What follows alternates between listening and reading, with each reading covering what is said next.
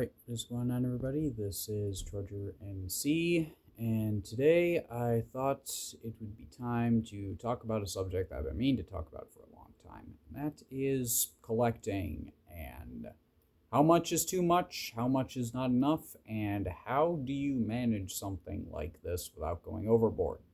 Because let's face it, when it comes to collecting, this can be with action figures, coins, jewelry, whatever it might be, whatever you're interested in collecting.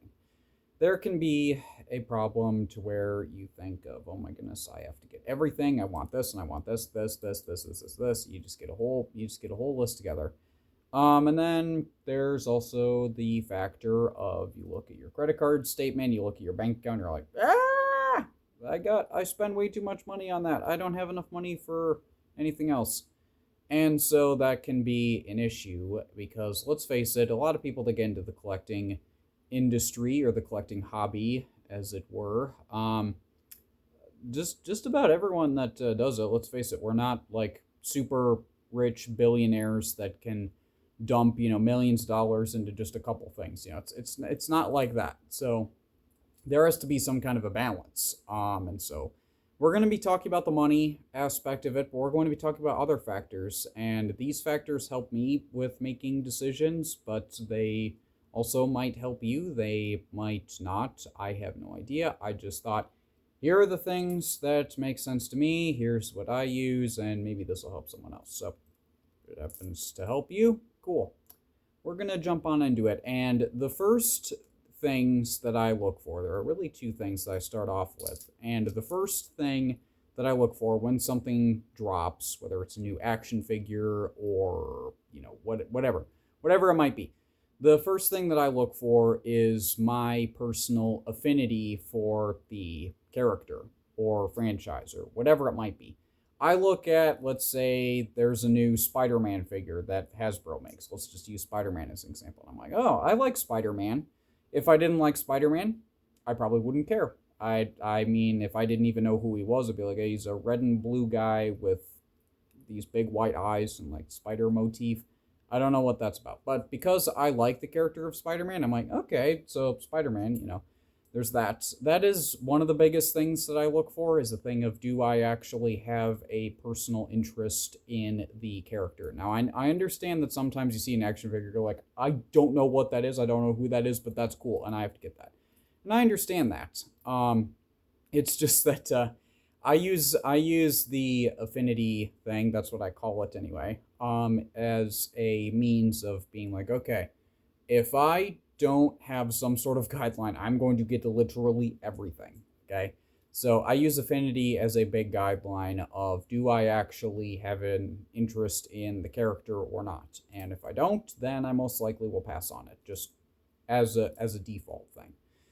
Then from there, I look at quality, okay? I look at quality next, and quality is a thing that is a lot more concrete, you could say, and that's a thing of, like, with Hasbro as an example. Let's face it, in terms of their Marvel Legends stuff, like, yeah, they have a big character selection, but if you actually take the time to look at one of their action figures and actually play with it and all of that, then you might realize that compared to some of the other things on the market from Jada or McFarlane or whatever it might be, Bandai, whatever it might be, you look at that and you're like, these two things are not the same. One of them has a lot more of a detailed sculpt and better articulation and better accessories and, whatever it might be, compared to the other thing. And so I look at that too, and I'm like, oh, there's a new Spider-Man figure that can barely pose and doesn't have any accessories. Whether I like the character or not, if I see that and I say, I don't think so, then I'm going to pass on it. Okay? So it's just kind of like that. Like I said, it's very cut and dry for me, where it's like, it's if it's like that, then I'm not going to get it. Okay? And again, like I said, I use this kind of thing so as to make sure that I don't get everything, or I don't do an impulse buy, because I have done quite a few of those. And I've since learned of, hey, I don't like these figures anymore. Let me get them out of my collection. So I did that. Now, so we got that figured out. We got the quality and we got the affinity. We got those things figured out. That's what I use as the biggest thing. The next thing from there that I look for is the price. And well, let's face it, when there's something that's cool that drops that you want it and you're worried that everyone else will want it, or if it's a thing if you want it, but it's like really big, super expensive, whatever it might be, then there's a risk of you being like, oh, do I get it now? Or do I wait? Or, whatever it might be. And so for me, one of the things that I use is a price range where I'm like, okay, I am not going to spend more than this amount for something. And in case you're wondering what that amount is, I have a rule to where I can't get one thing that costs at or more than $100. I know for some people, they're like, oh, $100? You can't get a Mafex figure for that. You can't get, a big SH figure arts figure for that. I understand that. I personally don't collect those things, but if you do collect those things, then you might be a thing of, okay, I can't spend more than $200 on a figure, or whatever it might be.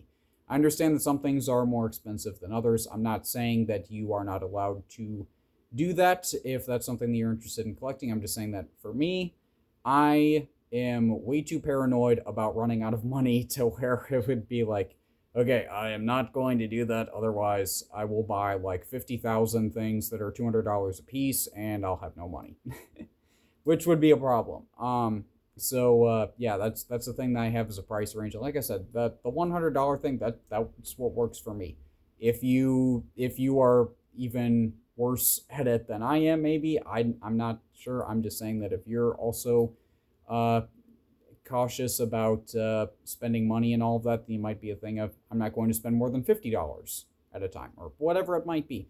Like I said, 100 is what I use, and that has kept me fairly grounded, and so I use that, and then from there's also a question from there. If you decide of, the price isn't an issue, I still want this thing, then I use mainly one other factor. I use one factor, but it's got kind of two things involved with it. And one of them is I look at my current collection. So I just look off to the side and I'm like, okay, here's what I have right now. I have this, I have this, I have this. And I look at my collection and I think, how well would this new thing fit in? Okay. Now, using it as an example, something that I think would be really cool to have in my personal collection that has not yet come out would be a NECA Ultimate of Tyler Mane Michael Myers. I think that would be really cool. They haven't made one yet. NECA made an old figure back in the day of Michael Myers from Rob Zombie's Halloween. It's not the same thing. Regardless, so I think of that and I'm like, okay, it wouldn't be expensive. I could get it and all of that. And I look at my collection and I think, I have a lot of stuff that's similar to that. I think that would fit in. And so I look at things like that. Whereas if I were to look at my collection, I'd say, I really don't have anything that would go with that. I most likely won't get it. Now, I understand that I could have just like a couple things kind of standalone on like a desk or something like that, and there's nothing wrong with that. But I look at it as a bigger collection as a whole, and I'm like, well, that could work or it couldn't work. And so depending upon what the outcome is, that will determine whether I get it or not. And then from there, there's also the worry about, what if I don't get it? Am I worried about, not having it? The whole thing of FOMO, the fear of missing out. And FOMO, I understand that's a really big thing. That's definitely a big thing, especially if you want to build like a team, like if you want to do an Avengers thing or an X-Men thing or a Justice League thing or whatever it might be. There's definitely a big factor with that. However, what I do is I do a process to where I look at a hypothetical to where if I were to have it in my collection, would it work? So just using the example that I had of Rob Zombie's Michael Myers. So I was like, would that work well in my collection? I think it would. So I would do it. And then I also look at the flip side of that of, would my collection still work if I didn't have it? Okay. And so, like, let's say, if you're putting together a Justice League Obviously, with Justice League, it would be a thing of, should my Justice League include Batman or not? I mean, that's kind of an easy answer, unless you don't like Batman. So, whatever. But I'm just saying of like, let's say Justice League. It's like, okay, who are some important characters? I'd say Batman, Superman, Wonder Woman. Those are definitely important characters. I'd say throw in Green Lantern, throw in maybe Aquaman. Those are like kind of the staple characters. But then from there, it's a thing of, okay, what about, I don't know, Black Canary? Like, would my collection feel complete if I did or didn't include Black Canary? And so I look at my collection and I'm like, well, would Black Canary work? I guess. Would my collection work without Black Canary?